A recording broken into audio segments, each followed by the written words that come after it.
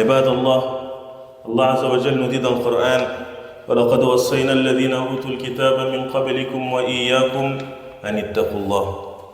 Craignez Allah, voilà ce dont nous avons enjoint à ceux auxquels avant vous le livre fut donné, tout comme à vous-mêmes, la crainte d'Allah. Voici le conseil d'Allah subhanahu wa ta'ala au premier et au dernier parmi sa création.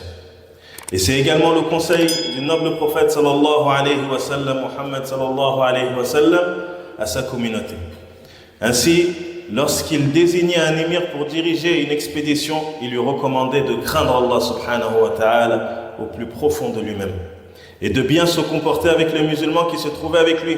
Et le prophète sallallahu alayhi wa sallam multipliait ses conseils autour de la crainte d'Allah subhanahu wa ta'ala, dans ses prêches, dans ses rappels, dans ses enseignements à la communauté. Et certes, la crainte d'Allah, at-taqwa, était la chose que les pieux prédécesseurs se conseillaient entre eux. Et ils multipliaient ce rappel, se conseillaient mutuellement les uns les autres. Et ils éduquaient leurs enfants sur cela, sur l'obligation de craindre Allah subhanahu wa ta'ala. Il est rapporté qu'un homme dit un jour au chef des croyants, Omar ibn al-Khattab, à l'époque où il était calife, il lui a dit Taqillah, crains Allah.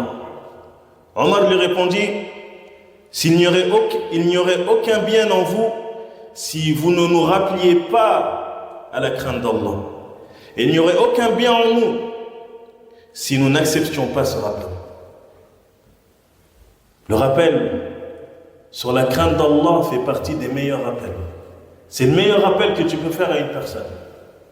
Et c'est l'exhortation qu'Allah a donnée au premier et au dernier. Toutes les communautés, Allah les a enjoints à craindre Allah subhanahu wa ta'ala. Le meilleur rappel que tu peux avoir, c'est le rappel sur la crainte d'Allah subhanahu wa ta'ala. Et les pieux prédécesseurs, quand on leur disait Taqillah, crains Allah, ils prenaient peur, car ils savaient ce que voulait dire cette parole. Ils connaissaient le sens de cette parole, le poids qu'a cette parole. Taqillah, crains Allah. C'est pas n'importe quelle parole. C'est pas n'importe quel rappel. Omar, il ne s'est pas dit, comment tu peux me dire ça alors que je suis Omar ibn al-Khattab, celui dont le prophète sallallahu alayhi wa sallam lui a dit que je faisais partie des gens du paradis. Là. Mais quand on lui disait Taqillah, il prenait peur au fond de lui. Et c'était comme ça qu'étaient les pieux prédécesseurs. Et c'est sur cette ligne, sur cette voie que nous devons être. Et médite sur cette parole de Omar ibn al-Khattab. Si vous ne nous rappeliez pas à la crainte d'Allah, si en effet il n'y avait aucun appel, aucun conseil, aucune exhortation, aucune importance accordée à la crainte d'Allah, alors le bien disparaîtrait des gens. Car pour que le bien existe, puis perdure entre les gens, il faut que les gens mettent en application la crainte d'Allah. Et pour que celle-ci se propage, il faut que les gens s'y exhortent les uns les autres.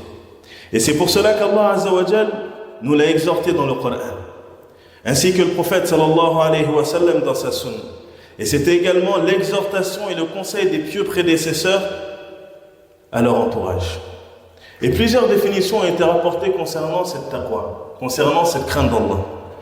Parmi ces définitions-là, la définition de Talq ibn Habib, où il dit la taqwa, c'est d'agir dans l'obéissance d'Allah selon une lumière venant d'Allah.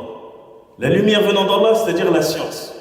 Yani la taqwa, c'est d'agir dans l'obéissance d'Allah, yani être obéissant à Allah selon une lumière venant d'Allah, sur science, yani en espérant la récompense d'Allah. Et c'est également abandonner la désobéissance d'Allah selon une lumière venant d'Allah par crainte du châtiment d'Allah. La crainte d'Allah, c'est que tu fasses ce qu'Allah t'a ordonné de faire et que tu t'écartes de ce qu'Allah t'a interdit de faire. Et parmi les versets où Allah Azza wa Jal nous parle de cette taqwa, ils sont nombreux. Et le fait que Allah nous parle souvent et nous exhorte, et nous appelle à le craindre, ça nous montre l'importance de la crainte d'Allah subhanahu wa ta'ala. Parmi ces versets, Allah Azza wa Jal dit Ya ayyuhalladhina amanu taqullaha haqqa tuqatih wa la tamutunna illa wa antum muslimun. Ô les croyants, ô vous qui avez cru, craignez Allah. Craignez Allah comme il doit être craint et ne mourrez qu'en pleine soumission, ne mourrez qu'en étant musulman. Pourquoi on ne craindrait pas Allah alors que c'est lui qui nous a créés? Pourquoi on ne craindrait pas Allah alors que c'est lui qui nous donne notre subsistance? Pourquoi on ne craindrait pas Allah alors que c'est lui qui va nous reprendre la vie? Pourquoi on ne craindrait pas Allah alors que c'est lui qui va nous ressusciter après la mort? Pourquoi on ne craindrait pas Allah alors que c'est lui qui va nous juger après la résurrection? Pourquoi on ne craindrait pas Allah alors que c'est lui qui nous fera entrer au paradis ou en enfer? C'est vers lui que se fera le retour. Pourquoi on ne craindrait pas Allah alors qu'on sait tout ça? Et c'est ça le pire. C'est qu'on s'éloigne de la crainte d'Allah alors qu'on a cette certitude et on sait qu'on va mourir. Et on sait qu'Allah c'est notre créateur. Et on sait qu'il va nous ressusciter. On sait qu'il va nous juger. Et on sait que le final, ça va être soit le paradis, soit l'enfer. Mais où est notre crainte d'Allah subhanahu wa ta'ala? Allah Azza wa Jal nous dit وَمَنْ يُطِعِ اللَّهَ وَرَسُولَهُ وَيَخْشَى اللَّهَ وَيَتَّقِهِ فَأُولَٰئِكَ هُمُ الْفَائِزُونَ. Et quiconque obéit à Allah et à son messager et craint Allah et le redoute, alors voilà ceux qui récoltent le succès. Tu veux récolter le succès? Fais partie des gens qui craignent Allah. Allah Azza wa Jal dit aussi Inna Allah ma'a alladhina taqaw walladhina hum muhsinun. Certes, Allah est avec ceux qui l'ont craint avec piété et ceux qui sont bienfaisants. Crains Allah et tu sauras qu'Allah il sera avec toi dans les moments de difficulté, dans les moments où tu auras besoin d'aide. Allah il sera avec toi. Il va t'aider, il va te sauver. Car Allah il est avec les pieux. Donc essaie de faire partie de ces gens. Allah Azza wa Jal dit aussi Wallahu waliyul muttaqin. Allah est le protecteur des pieux. Allah il est ton protecteur lorsque tu fais partie des pieux. Et il dit aussi Wal aqibatu lil muttaqin. Et la fin heureuse sera aux pieux. La fin heureuse, les pieux ils auront une fin heureuse. Et la fin, ta fin c'est tout, ça va déterminer toute ta vie. Lianna al-a'mal bil khawatim. Les œuvres ne valent que par leur fin. Sur quoi tu vas mourir? Le pieux, Allah il lui facilite à avoir une bonne fin. Et il dit aussi subhanahu wa ta'ala Ala inna awliya Allah la khawfun alayhim wa la hum yahzanun alladhina amanu wa kanu yattaqun. En vérité, les bien-aimés d'Allah sont à l'abri de toute crainte. Les bien-aimés d'Allah, awliya Allah, ils sont à l'abri de toute crainte et ne seront point affligés. Alladhina amanu wa kanu yattaqun. Mais qui sont-ils ces alliés d'Allah? Et dit ceux qui croient et qui craignent Allah subhanahu wa ta'ala. Et il nous dit aussi walladhina ihtadaw zadahum hudan wa atahum taqwahum. Quant à ceux qui se mirent sur la bonne voie, il les guida encore plus et leur inspira leur piété. La piété, c'est Allah qui l'inspire aux gens. Et la piété, c'est quelque chose qui se trouve dans les cœurs. وَالتَّقْوَى هَهُنَا كَمَا قَالَ النَّبِيُّ صلى الله عليه وسلم. Le prophète sallallahu alayhi wa sallam, il a dit, et la taqwa, la piété se trouve ici. Et il a montré quoi? Sa poitrine avec sa main. La piété, elle se trouve dans les cœurs. Elle se trouve dans les cœurs, mais elle se voit par les œuvres. La piété se trouve dans les cœurs, mais elle se voit par les œuvres.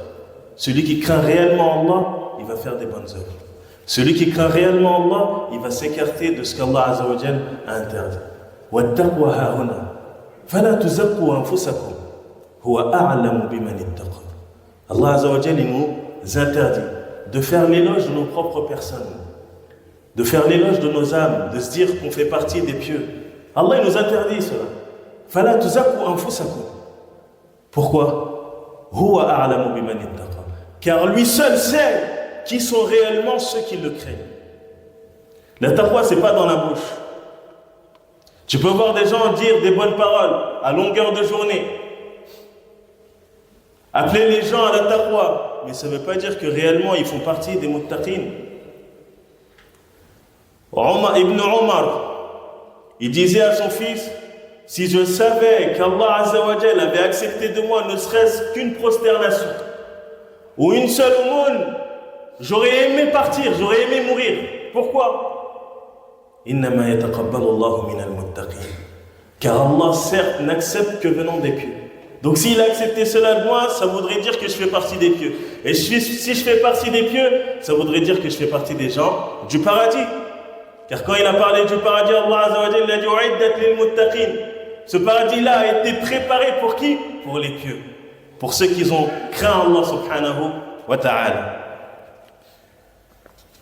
Et il dit aussi subhanahu wa ta'ala wa in minkum illa wariduha kana ala rabbika hatman maqdiya thumma nunajji alladhina ittaqaw wa nadharu adh-dhalimina fiha jithiya.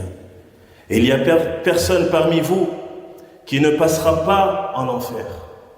Personne parmi vous qui ne passera pas en enfer. Et ici les savants ils ont dit les croyants ils vont passer par l'enfer aussi. Quand ça?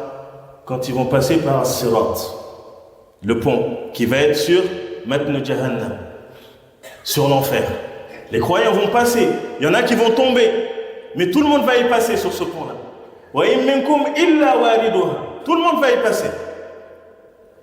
Car il s'agit là pour ton Seigneur d'une sentence irrévocable. Mais ensuite il dit quoi? Thumma nunajji alladhina ittaqaw. Et ensuite nous délivrerons ceux qui étaient pieux. Regarde la piété. Allah il va te délivrer ce jour-là. Ce jour-là où il y a des gens qui vont tomber. Mais Allah il va délivrer qui? Ceux qui étaient pieux. Et nous délivrerons ceux qui étaient pieux. Et nous y laisserons les injustes agenouillés. Allah Azza wa Jalla nous dit aussi Ya ayyuhalladhina amanu in tattaqullaha yaj'al lakum furqana wa yukaffir ankum sayyi'atikum wa yaghfir lakum wallahu dhul fadli al-'azim. Ô vous qui croyez. Et toujours il t'appelle par quoi? Par ceux qui croient. Ô vous qui croyez, vous prétendez avoir cru avec vos bouches, avec vos langues. Mais cette foi-là, il faut qu'elle se traduise par des œuvres. Ô vous qui croyez, si vous craignez Allah, il vous accordera la faculté de discerner entre le bien et le mal. Vous effacera vos méfaits et vous pardonnera. De par quoi? De par la crainte d'Allah. Il t'efface tes péchés, il te guide, il te donne le discernement. Car Allah est le détenteur de l'énorme grâce. Donc on se doit de faire les efforts qu'il faut pour pouvoir acquérir cette taqwa, acquérir cette crainte. Et celui qui craint Allah, Allah lui donnera une issue favorable. Donc on essaie de faire les causes pour se rapprocher d'Allah, pour essayer d'acquérir cette taqwa. On demande à Allah subhanahu wa ta'ala daïman, tout le temps, dans tes invocations, quand tu es prosterné, quand tu te lèves la nuit, demande à Allah de t'octroyer cette crainte qui va te pousser à faire le bien, cette crainte qui va t'écarter du mal, et cette crainte par laquelle tu vas rentrer au paradis. Bifadlillah tabaraka wa ta'ala. Et le prophète sallallahu alayhi wa sallam, lorsqu'il a été questionné sur les choses qui fait le plus rentrer les gens au paradis, il a dit quoi? Taqwa Allah wa husn khuluq. La crainte d'Allah et le bon comportement. Ça fait partie des deux choses qui vont faire rentrer le plus de personnes au paradis. Taqwa Allah, la crainte d'Allah. Et on se doit de le craindre. Pourquoi? Car c'est notre Seigneur. Car c'est notre Créateur. C'est lui qui subvient à nos besoins. Allah subhanahu, c'est notre Seigneur. Pourquoi pas le craindre? On se doit de le craindre, de concrétiser cette crainte qu'Allah Azza wa Jal nous accorde, cette crainte qui fasse de nous des gens qui le craignent en apparence comme en secret. ربنا آتنا في الدنيا